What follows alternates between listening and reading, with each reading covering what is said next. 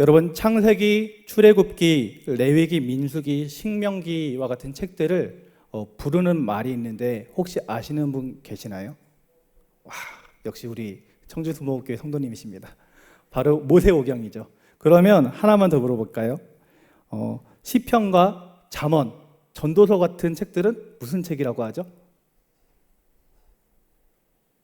지혜가 있을까요? 없을까요? 지혜가 있는 책들이라서 지혜서라고 합니다.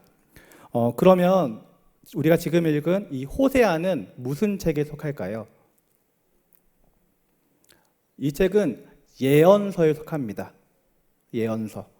예언서에는요, 대예언서가 있고 소예언서가 있어요. 대예언서는 이 책이 두꺼우면 대예언서, 책이 얇으면 소예언서입니다.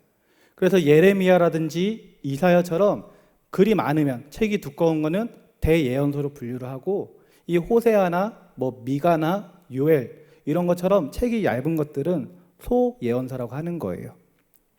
그래서 이 소예언서에는 12권의 책이 있고, 그 12권 중에 오늘 우리가 보고 있는 이 호세아는 제일 12권 중에서도 제일 처음 나오는 책이 되겠습니다. 여러분, 그 예언서는 이 성경 말씀들 중에 어디에 위치해 있죠? 창세기와 같이 성경 말씀에 구약에서 맨 앞쪽에 있나요? 아니면 구약에서 맨 뒤쪽에 있나요? 이거는 정확히 아시네요. 맨 뒤쪽에 있습니다. 그것처럼 성경 이야기, 구약의 이야기 중에서도 이 예언에 대한 이 말씀들은 구약 그 시기를 쭉 나열해 봤을 때 맨 뒤쪽에 있었던 일들에 대해서 기록을 하고 있어요. 그래서 많은 시간은 아니지만 구약에 대해서 잠깐만 짚고 넘어가 볼게요. 창세기 1장 1절에 하나님이 뭘 하셨죠? 창조를 하셨습니다. 그리고 2장에서는 우리 인간을 창조하셨어요. 그리고 3장에서는 우리 인간이 타락하는 장면이 나오게 됩니다.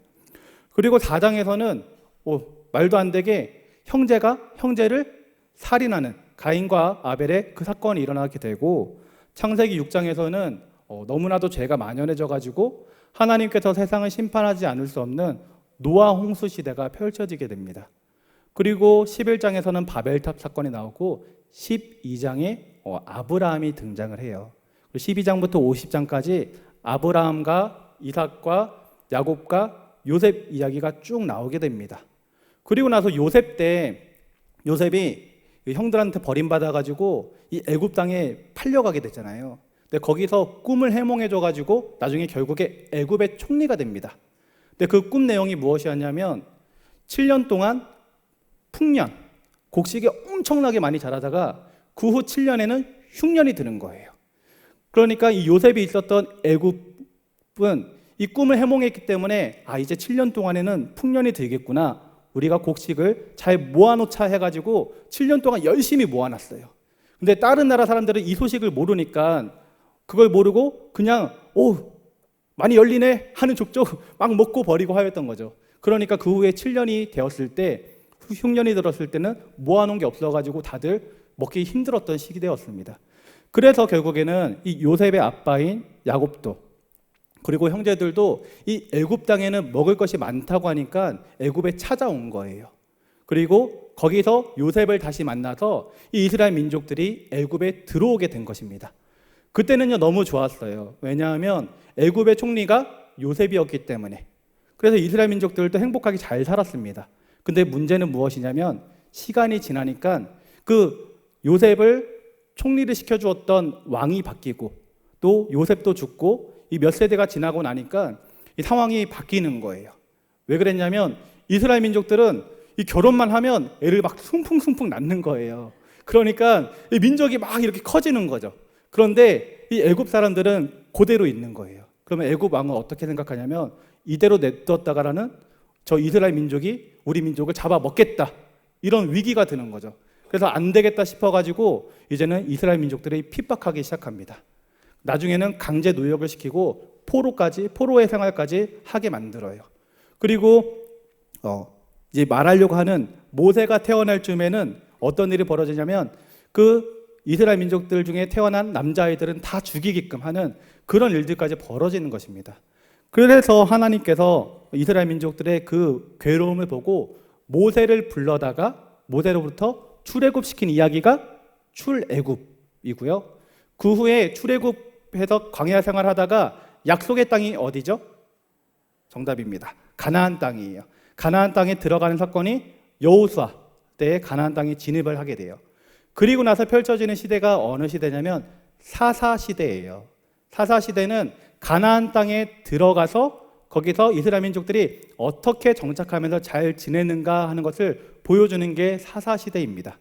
그렇게 사사시대 때는 근데 죄를 많이 지었어요. 그래서 하나님한테 혼나고 회개하고 돌이키면 하나님이 구원자 사사를 보내줘가지고 다시금 회복시켜 주시고 또 죄를 짓고 또 회복하고 이런 일들이 계속 펼쳐지다가 시간이 지나다 보니까 뭐가 생기냐면 주변 나라들한테는 왕이 생기는 거예요. 이때까지는 족장 시대였거든요. 아브라함 족장, 이삭 족장처럼 족장 시대였는데 이제는 사사기를 쭉 훑어서 가다 보니까 왕이 생기는 거예요. 주변 나라들이. 근데 지혜로운 왕을 세워가지고 왕권 체제하에서 나라를 이끌어 나가니까 나라들이 부강하게 되고 잘 살게 되는 거죠. 그래서 이스라엘 민족들이 하나님한테 하나님 저희도 왕을 주시옵소서 이렇게 요청해가지고 하나님께서 주신 왕이 누구냐? 초대왕 누구일까요? 사울입니다.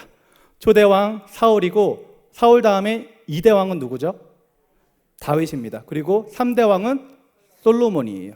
여기까지는 이 하나의 이스라엘 민족, 하나의 나라로서 이루어졌다고 해서 통일 왕국 시대라고 해요.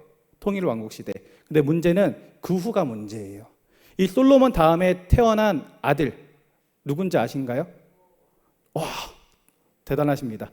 르호보암이에요. 르호보암. 어디서 그래도 들어보셨죠? 근데 이 르호보암이 어떻게 하냐면 이 르호보암이 진정한 왕으로 이제 인정받기 위해서는 12지파의 장로들한테 기름 부음 받을 필요가 있었던 거예요. 그래가지고 북쪽에 있는 그 장로들한테 기름 부음 받으려고 세겜 지역에 가게 됩니다. 그리고 장로들을 만나가지고 이런저런 회의를 하게 돼요. 근데 장로들이 이런 요청을 해요. 너희 아버지 솔로몬 때는 우리가 너무나도 힘들었다. 왜냐하면 뭐 성전도 짓고 이것도 하고 이것도 한다고 우리가 조세도 많이 바치고 사람도 많이 쓰이고 너무 힘들었으니까 너는 이제 조금 우리 편하게 해줘라.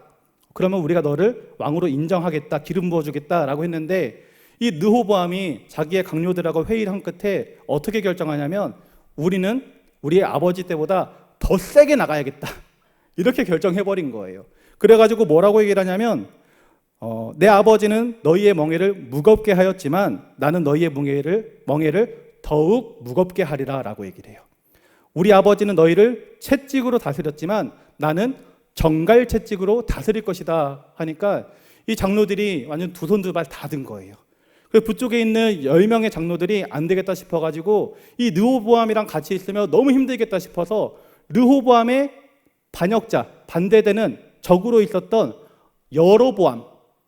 여로보암이라는 사람을 왕으로 세워가지고 나라를 분리시켜 나가게 됩니다. 그래서 남유다가 있고 북이스라엘이 생겨나게 된 거예요. 르호보암은 남유다 사람이고 북이스라엘은 여로보암이 통치하는 나라로 이렇게 나뉘게 된 거죠. 그리고 시간이 흘러가지고 약 200년 후에 이 북이스라엘이 먼저 멸망하게 되고요. 그리고 시간이 더 흘러가지고 남유다도 멸망하게 됩니다. 그리고 멸망하면 무슨 얘기냐면 다른 나라에 포로로 잡혀갔다라는 얘기거든요. 그렇게 포로로 잡혀간 후에 포로기한하는 일도 성경에 기록되어 있고요. 그렇게 흘러가다가 페르시아가 그 지역을 통치하고 그리스가 통치하고 이제 로마가 통치할 때 우리 예수님께서 오신 거예요. 그리고 이 예언서는 어디쯤에 쓰였냐면 이 분열 왕국 시대에 이 여로보암이랑 르호보암 이렇게 북이스라엘과 남유다로 나뉘고 이들이 멸망하고 포로기한하고 이때쯤에 쓰인 책들이 바로 예언서인 것이에요. 그러면 이제 예언서가 구약의 맨 뒤쪽에 있는 것을 이해가 좀 되시나요? 네. 그래서 호세아는 특히 이제 우리가 호세아를 봐야 되는데 호세아는 북이스라엘이 멸망당하기 전에 북이스라엘에서 활동했던 예언자입니다. 그리고 유일하게 북이스라엘 출신의 예언자예요. 그 당시 이스라엘은 겉으로 보기에는요 매우 부강해 보였습니다. 이 경제적으로도 너무나도 좋았고 또 나라도 힘이 있었어요. 그래서 어떤 기록이 있냐면 경제적으로 잘 살고 잘 먹게 되니까 여름 별장과 겨울 별장이 있었다라는 기록도 나오게 되고요. 그런 겨울 별장과 여름 별장 아래는 상아로 만든 고가의 수입품도 있었다라고 기록되어 있어요. 그러니까 얼마나 잘 살았는지 알 수 있겠죠. 정치적으로도 안정되어가지고 나라를 더욱더 확장하려고 애썼던 시기가 그 북이스라엘의 시기였던 것입니다. 그런데요, 내부적으로는 상황이 완전히 달랐습니다. 특히 영적으로는 너무나도 달랐어요. 북이스라엘 왕 중에 이제 여러 왕이 있었는데 그 중에 아합이라고 하는 왕이 있었거든요. 아합. 근데 이 아합이 누구랑 결혼을 하냐면 이세벨이라고 하는 여인과 결혼을 해요. 근데 이 이세벨은 이스라엘 민족이 아니라 어떤 민족이었냐면 이세벨은 시돈의 왕 엣바할이라고 하는 왕의 딸입니다. 그러니까 다른 나라의 왕인데 엣바할이에요. 왕 이름이. 뭔가 느낌이 오죠. 그러니까 바알 제사장 출신의 왕이었던 거예요. 그래서 이 이세벨은 어떤 사람이었냐면 극심한 우상 숭배자였고 그래서 성경 역사상 가장 잔인하고 가장 타락한 여인으로 표현되는 사람이 이 이세벨이에요. 근데 이 아합이 이 이세벨하고 결혼해가지고 이 전도를 했으면 좋았을 텐데 본인이 전도를 당한 거예요. 그래서 그때부터 이 이스라엘 민족 가운데 이 바알 숭배가 극심하게 심하게 되었습니다. 그리고 지금 보고 있는 이 북이스라엘 당시에는 혼합주의, 우리 예수님을 믿기도 하나님을 따르기도 하지만 바알을 섬기는 같이 양다리 걸치는 그 혼합주의가 만연하게 되었던 것이에요. 그리고 북이스라엘에 성소가 있었던 길갈과 베델이라고 하는 곳이 있는데 그곳에는 하나님이 원하시지 않는 단이 세워졌다라고도 기록됩니다. 이 여로보암이 이제 장로들과 함께 북쪽에서 나라를 형성했잖아요. 근데 문제는 무엇이냐면 이스라엘 민족들이 제사를 드릴 때만 되면 어딜 가냐면 남유다로 가는 거예요. 왜냐하면 남유다 예루살렘에 하나님의 언약궤가 있기 때문이었죠. 그 예배 때만 되면 우리나라 사람인데 다른 나라 가서 예배 드린다고 저쪽으로 계속 가는 거예요. 그러니까 여로보암이 느끼기에 불안한 거죠. 이대로 두어서 안 되겠다 싶어서 이 여로보암 생각에 성소를 만들기 시작합니다. 그렇게 만든 성소가 베델과 길갈이에요. 베델은 북이스라엘 중에서도 이 남유다에 가까운 쪽에 하나를 냅뒀고 길갈은 북이스라엘 중에서도 위쪽에 위치한 게 길갈입니다. 그 두 곳에다가 성소를 세우고 제사장을 세우는데 제사장은 어떤 지파의 사람을 제사장으로 세워야 되죠? 맞습니다. 레위 지파 사람을 제사장으로 세워야 되는데 이 여로보암이 자원하는 사람을 제사장으로 세운 거예요. 그러니까 성소가 세워진 것도 사람의 생각이고 제사장도 사람의 생각으로 세워졌으니 이게 영적으로 잘 굴러갈 리가 없는 거죠. 그 당시에 영적으로 어땠냐면 제사장들은 가르치지 못했고요. 이 하나님의 백성들은 하나님이 어떤 분인지 알지 못하는 지경에까지 이르게 되었던 것입니다. 그래서 결국에는 하나님을 배반하고 우상숭배가 극심한 그 죄악 가운데 거하게 되었던 거죠. 이 영적으로 무너지니까 도덕적으로도 굉장히 무너진 시기였어요. 부유한 자들은요, 힘없는 자들의 것을 더욱더 탈취했습니다. 그리고 상인들은 부당한 이익을 취하였어요. 재판관들은 부정하여가지고 이 돈 많은 사람들이 돈만 찔러주면 이 가난한 사람들의 억울함을 들어주지 않고 부유한 자들 편에 서가지고 일을 했습니다. 그러니까 연약한 자들, 가난한 사람들이 얼마나 억울하고 힘들었겠습니까? 그렇게 타락한 시대, 도덕적으로 무너진 시대, 영적으로 무너진 시대가 이 북이스라엘 마지막 때의 모습이었다라는 것이죠. 또 술과 쾌락에 빠져가지고 여성들도 술과 포도주를 마시고 성적 쾌락에 빠졌던 것입니다. 이런 상황 가운데 하나님께서 호사에게 찾아와서 이렇게 말씀하세요.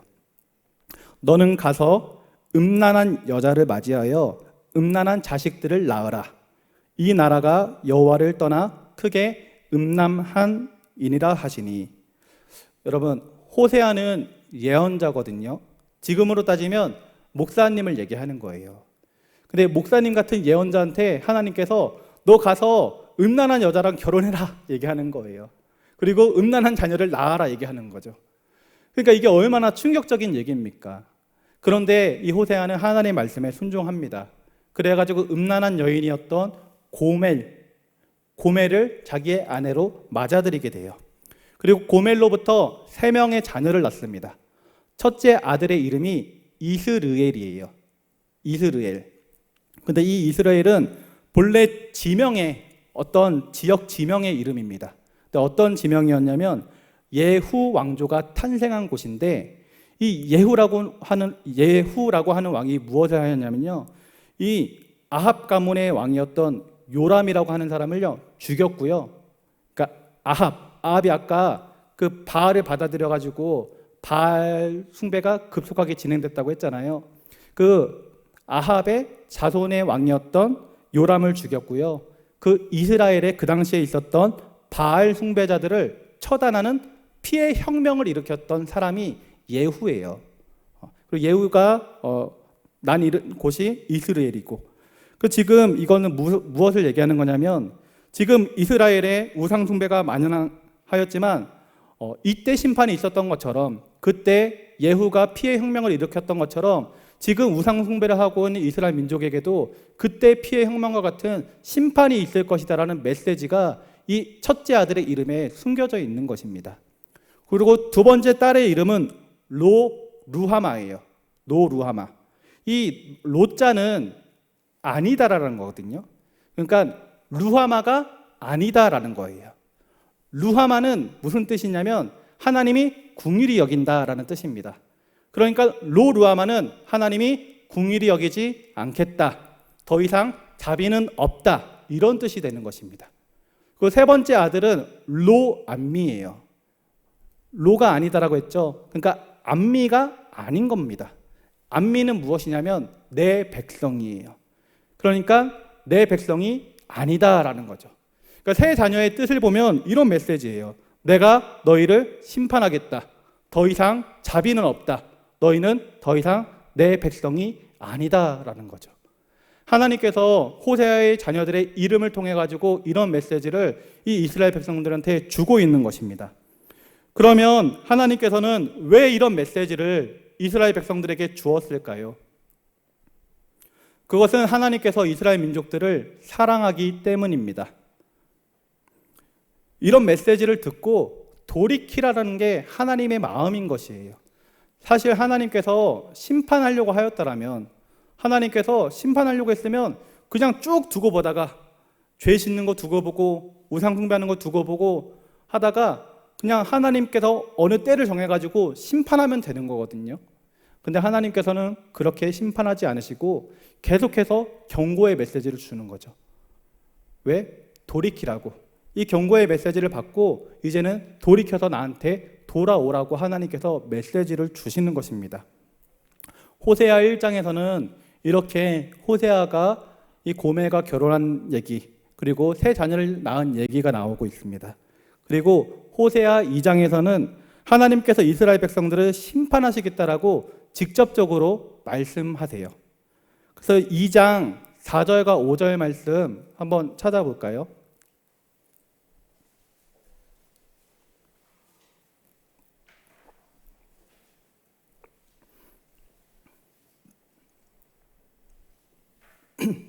(2장 4절과 5절) 찾으셨으면 제가 읽어드리겠습니다. 내가 그의 자녀를 긍휼히 여기지 아니하리니 이는 그들이 음란한 자식들임이라. 그들의 어머니는 음행하였고 그들을 임신했던 자는 부끄러운 일을 행하였나니 이는 그가 이르기를 나는 나를 사랑하는 자들을 따르리니 그들이 내 떡과 내 물과 내 양털과 내 삶과 내 기름과 내 술들을 내게 준다 하였음이라. 아멘. 이 시대에는, 이 구약 시대에는 여성들이 직업을 대부분 보통 일반적으로는 가지지 못했습니다. 그래서 남편하고 결혼하면 남편이 일을 하고 남편이 일해서 번 걸 가지고 같이 생계를 꾸려나가면서 살았던 거예요. 그러니까 남편이 제공해주는 집에서, 남편이 제공해 주는 것을 가지고 남편의 보호 아래 남편의 인도함을 받아가지고 살아가는 것이 여인들의 삶이었던 것입니다.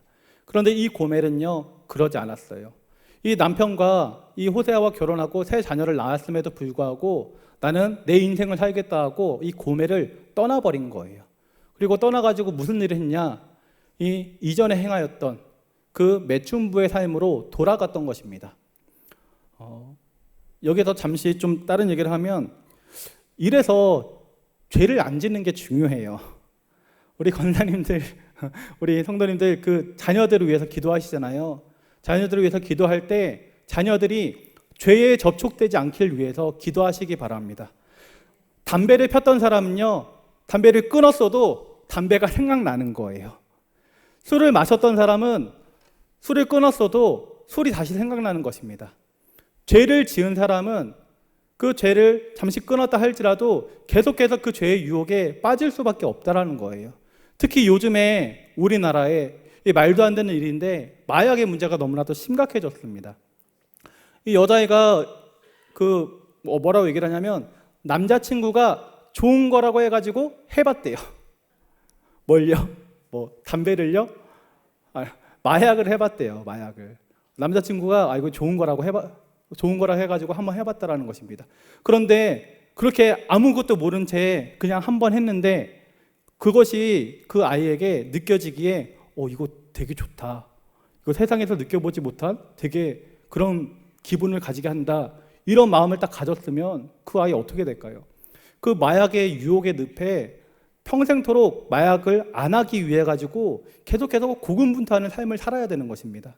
그래서 이 죄의 문제에 접촉하지 않는 것이 중요한 것이에요.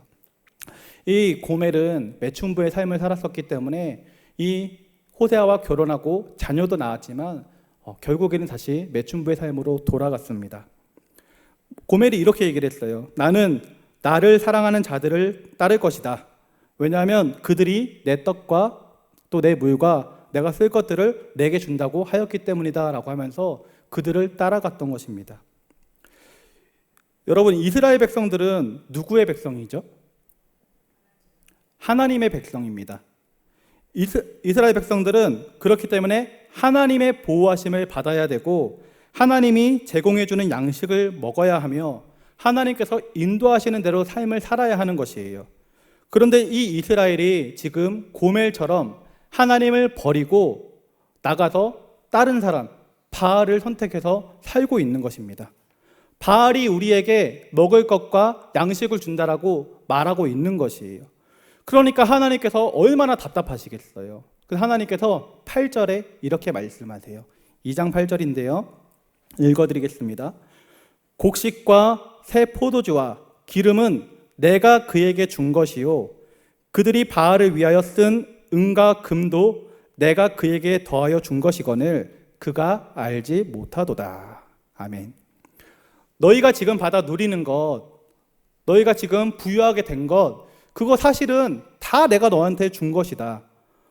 그리고 너는 내가 주는 것을 받아 먹고 살아야 되는데 지금 뭐 하고 있는 것이냐라고 하나님께서 한탄하시는 거예요. 바알이 너한테 준 것도 다 내 것이고 너가 바알한테 준 것도 다 내 것이고 이 모든 축복이 다 내가 준 건데 너는 착각하고 있구나라고 말하고 있는 것입니다. 지금 북이스라엘 상황이 어떻다고 했죠? 경제적으로 굉장히 부강했었다고 했잖아요. 돈 많이 벌고 또 나라도 확장되고. 근데 이 이스라엘 민족들은 이 축복을 누가 준 거라고 생각한 거냐면 이 바알이 줬다고 생각하는 거예요.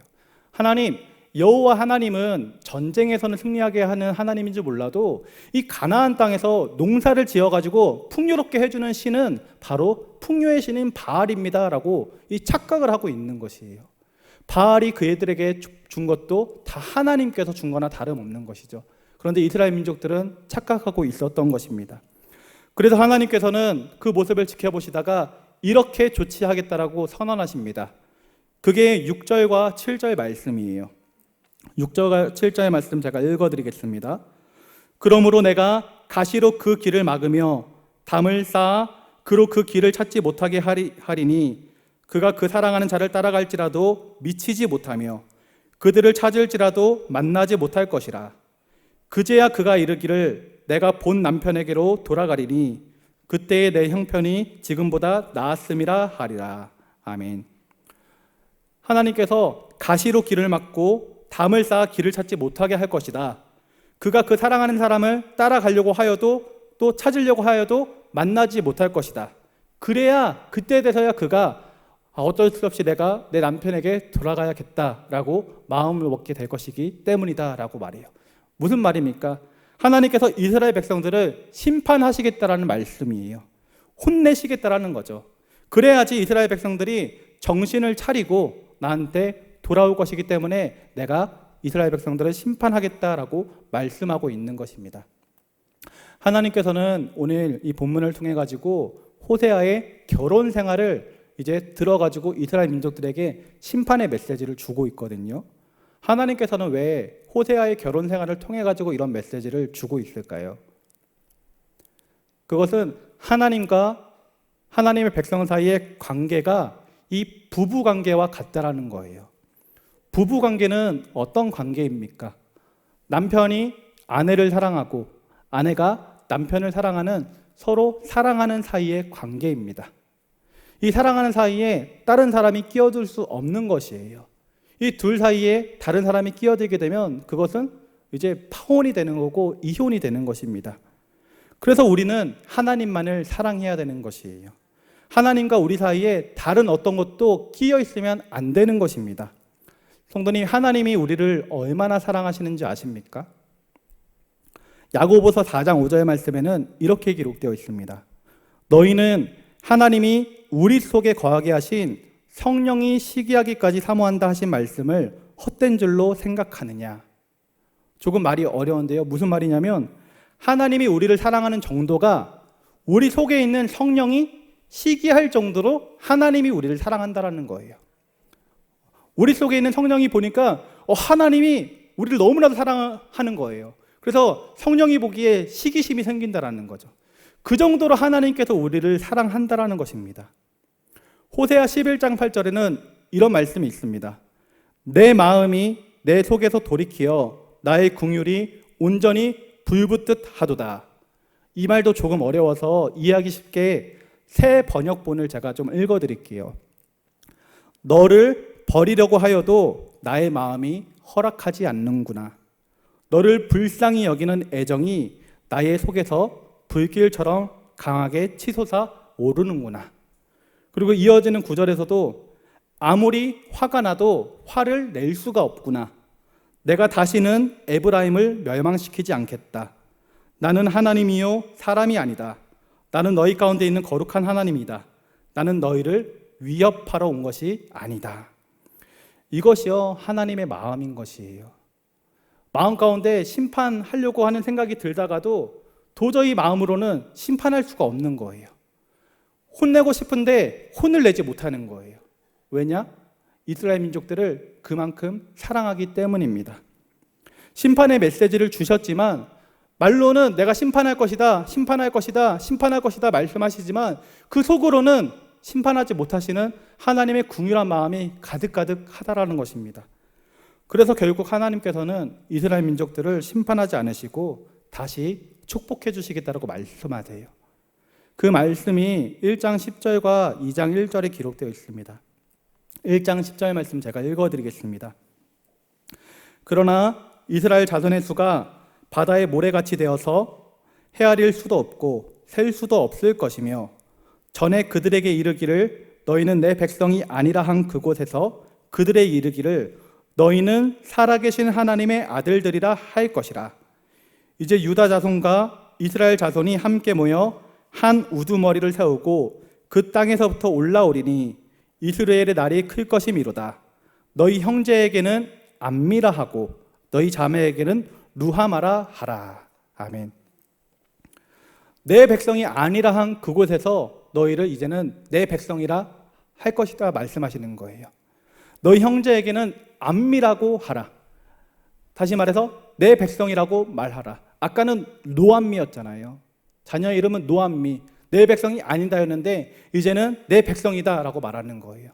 아까는 로루아마, 더 이상 자비는 없다라고 했는데 내가 너희를 궁일이 여길 것이다라고 하나님께서 말씀하고 있는 것입니다. 그리고 호세아서의 마지막 장인 14장에서도 하나님께서는 이제 심판을 거두겠다라고 선언하세요. 14장 4절에서 5절 말씀인데 읽어드리겠습니다. 내가 그들의 반역을 고치고 기쁘게 그들을 사랑하리니 나의 진노가 그들에게서 떠났음이라. 내가 이스라엘에게는 이슬과 같으리니 그가 백합화같이 피겠고 레바논 백향목같이 뿌리가 바뀔 것이라. 아멘. 이스라엘 백성들을 혼내시는 것이 아니라 그들을 회복시켜 주시고 이제 풍요롭게 해주시겠다라고 하나님께서 말씀하시는 것입니다. 이것이 바로 우리 하나님 아버지의 마음인 것이에요. 이스라엘 민족들이 아무리 죄를 짓고 아무리 우상숭배를 하고 아무리 하나님을 배반하여도 하나님의 생각은 그들을 돌이켜서 다시 주님의 자녀를 삼아주시는 것이고 다시 그들을 축복해 주겠다라는 것입니다. 사랑하는 성도님, 오늘 본문에 소개되고 있는 이스라엘은요, 영적으로 보면 바로 지금 예배를 드리고 있는 우리들입니다. 하나님께서는 이스라엘 백성들을 사랑하셨습니다. 그처럼 하나님께서는 현대의 이스라엘 백성인 우리 믿는 자들을 끔찍히 사랑하고 있는 것입니다. 우리가 잘못된 길을 가고 있을 때에는 경고의 메시지를 꾸준히 주시면서 돌이키길 원하시는 분이 우리 하나님이시고, 성령이 시기할 정도로 우리를 사랑하시는 분이 우리 하나님이시고, 우리의 모습을 보면서 심판하고 싶은 마음이 굴뚝같이 솟아오르지만 도저히 심판할 수 없어서, 혼낼 수 없어서 다시금 축복해 주시는 분이 우리 하나님이라는 것입니다. 그 아버지 하나님의 마음을 깨달아 우리 또한 하나님만을 사랑해야 하겠습니다. 혹시 이스라엘 백성들처럼 하나님을 저버리고 우상 숭배했던 모습이 우리 가운데 있다라면, 또 하나님 앞에 죄악을 범하고 있던 모습이 있다라면 이제는 돌이켜 회개해야 하겠습니다. 그리고 하나님께로 돌아와 하나님과 합하여 우리 주님을 사랑하고 또한 하나님의 사랑을 받으며 하나님과 합하여 살아가야 하겠습니다. 우리는 암미, 하나님의 백성이며 루하마, 궁일이 여김을 받는 존재가 된 것입니다. 이것을 기억하여서 하나님께 감사와 찬양과 사랑과 영광 올려드릴 수 있기를 주님의 이름으로 기도드립니다. 한 가지만 더 살펴보고 말씀을 마무리하겠습니다. 오늘 읽은 본문은 하나님께서 우리 믿는 자들에게 무엇을 원하는지를 보여주고 있어요. 6장 6절에 보니까 나는 인애를 원하고 제사를 원하지 아니하며 번제보다 하나님 아는 것을 원하노라 라고 했습니다. 하나님이 원하는 것이 인애를 원하고 하나님 아는 것을 원한다라는 것이에요. 여기서 인애는요, 히브리어로 헤세드입니다. 이 헤세드는 우리나라 말로 인자, 인애, 은혜, 자비, 궁율 등으로 여러 가지로 번역되는데요. 그런데 인애로 번역된 이 헤세드를 더 정확하게 이해하자면 하나님과 사람들 앞에서 자신이 속한 공동체에서 취해야 할 적합한 인간의 행동 양식입니다. 조금 어렵죠? 쉽게 말해서 헤세드는 부부 사이, 그리고 부모와 자식 사이, 그리고 친척 사이, 친구 사이, 그리고 우리 성도들 사이에서 서로가 서로에게 마땅히 지켜야 할 바를 지키는 것을 말하는 거예요. 인간관계에 있어서의 충실함을 말하는 것입니다. 우리가 흔히 쓰는 용어인 인간적인 도리를 다하는 삶을 사는 것이 바로 헤세드의 삶이라는 것입니다. 따라서 헤세드는요, 하나님 앞에서 성도의 도리를 다하는 것이고, 우리 사람들 앞에서 또 사람들의 관계에서 인간적인 도리를 다하는 것이 헤세드의 삶이라는 거예요. 하나님께서는요, 인애를 원하고, 이처럼 인애를 원하고 하나님을 아는 것을 원한다라고 했는데 이 두 가지는 사실 같은 거거든요. 그러니까 무슨 말이냐면 하나님을 제대로 아는 삶이란 무엇이냐? 이 인간 사이의 관계에서 충실한 삶을 살아가는 것이 하나님을 잘 아는 삶이라는 것을 말해주는 것입니다. 따라서 하나님에 대해 올바로 알기 위해서는 교회에서 또는 예배를 들을 때만 여기서 하나님께 나아가는 것이 아니라 우리 일상의 자리에서, 평소의 삶의 자리에서도 인간적 도리를 다하는 삶을 살아야 한다는 거죠. 성경 구절에만 밑줄 치는 것이 아니라 우리 인생의, 내 개인의 삶에도 그렇게 밑줄 치는 삶을 살아야 한다는 것입니다. 말씀을 마무리하겠습니다. 오늘 호세아 말씀을 통해서 하나님 아버지의 마음이 어떠한 마음인지 좀 살펴보았어요. 아버지의 마음은 계속해서 경고를 주시지만 그 경고를 주시는 그 속내는 돌이키라라는 뜻이 있었다라는 것. 그리고 하나님이 우리를 사랑하는데 어느 정도로 사랑하느냐? 성령이 시기할 정도로 우리를 사랑한다라는 것. 또 심판하고 싶어도 아무리 혼내고 싶어도 결코 혼낼 수 없는 그 마음이 우리 아버지 하나님의 마음이라는 것을 기억하여서 하나님 앞에 온전히 나아갈 수 있기를 축복합니다. 그리고 주 너의 하나님을 사랑하라 말씀하신 후에는 내 이웃을 내 몸과 같이 사랑하라 말씀하셨던 것처럼 이 헤세드, 바로 성도들끼리의 그 인간관계의 충실함, 또 인간적 도리를 다하는 삶을 연약한 자가 있으면 돌봐주고 힘든 자가 있으면 위로해주고 관심을 가져주고 서로 사랑하며 살아갈 수 있기를 주님의 이름으로 기도드립니다. 기도하겠습니다. 이 시간 기도할 때 말씀 생각하시면서 우리 주님 이름 3번 부르고 함께 통성으로 기도하겠습니다. 주여